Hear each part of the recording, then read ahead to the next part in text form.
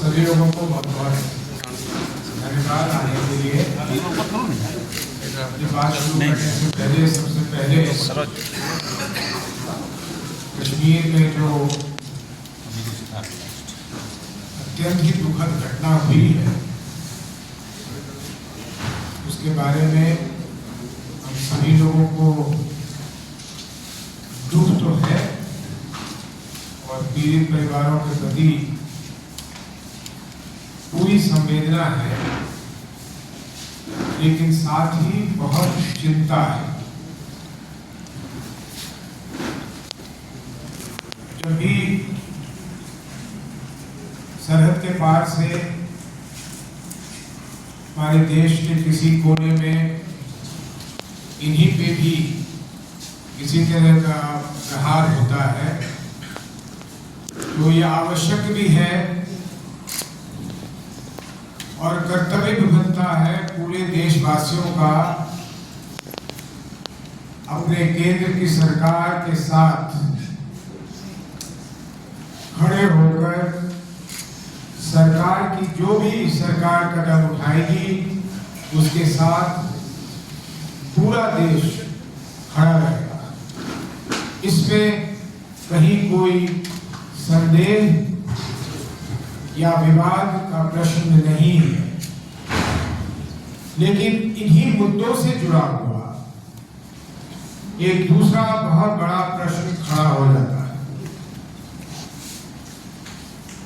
हमारे आदरणीय प्रधानमंत्री श्री नरेंद्र मोदी जी के आने के पश्चात पहलगाम की घटना उनके कार्यकाल की 24वीं ऐसी बड़ी घटना है, मैं दोहरा दूं 24वीं ऐसी बड़ी घटना है जिसमें इन शरारतियों ने या तो हमारे सैनिक बल अर्धसैनिक बल पर हमला किया है और या हमारे निहत्थे देशवासियों पर, और अधिकांश ऐसे वारदातों के बाद तुरंत बाद एक जादू की तरह हमारे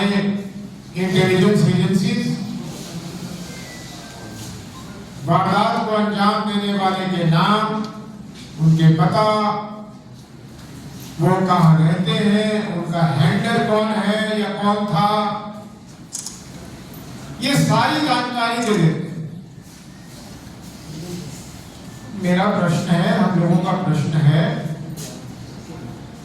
कि ये वारदात के बाद सारी सूचनाएं कैसे एकाएक निकल आती हैं? क्या ये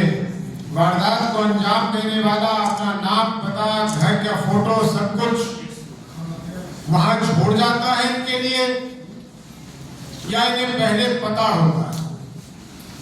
और अगर पहले पता होता है तो इन वारदातों को रोका क्यों नहीं जा सकता?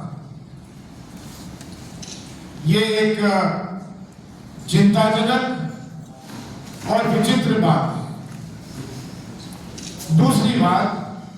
हमारे आदरणीय गृह मंत्री जी थकते नहीं ये कहकर कि 370 हटाने के बाद या आदरणीय मोदी जी की सरकार आने के बाद कश्मीर घाटी पूरी तरह से सुरक्षित हो गया है। और क्योंकि हमारे गृह मंत्री जी कहते हैं, हम देशवासी उनकी बातों को मानते हैं, और इसका नतीजा यह है कि पिछले 2 वर्षों से कश्मीर की घाटी में लोगों का आना जाना बहुत बढ़ गया, जिसके कारण वहां के रहने वालों के व्यवसाय में अचानक वृद्धि हुई और लोगों के यहाँ, क्योंकि आप लोग सभी जानते हैं कि कश्मीर की एक मुख्य व्यवसाय टूरिज्म से जुड़ा हुआ है, पर्यटन से जुड़ा हुआ है, तो देश भर के पर्यटक कश्मीर की तरफ जाने लगे। उससे कोई खूबसूरत जगह धरती और वहां के जो व्यवसायी हैं उनको इसका लाभ मिलने लगा। ये बहुत ही अच्छी चीज हुई थी। लेकिन हमारे आदरणीय गृह मंत्री जी को सच्चाई तो मालूम होनी ही चाहिए था, क्योंकि उनके पास तरह तरह के साधन है जानने के लिए कि सच मायने में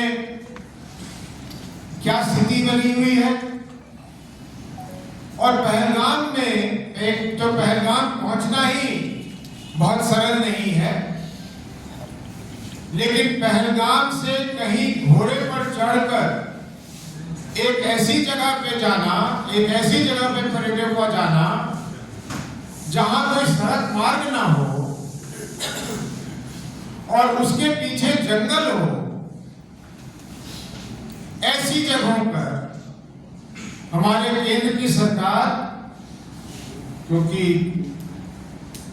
जम्मू कश्मीर में तो आधी सरकार बनी हुई है, कश्मीर में तो आधी सरकार है, वो सरकार की जो शक्ति है वो सीमित है, इसलिए मैं राज्य की सरकार को बहुत इसके लिए जिम्मेदार नहीं मानता हूं। नैतिक तौर पे वो भी जिम्मेदार होंगे,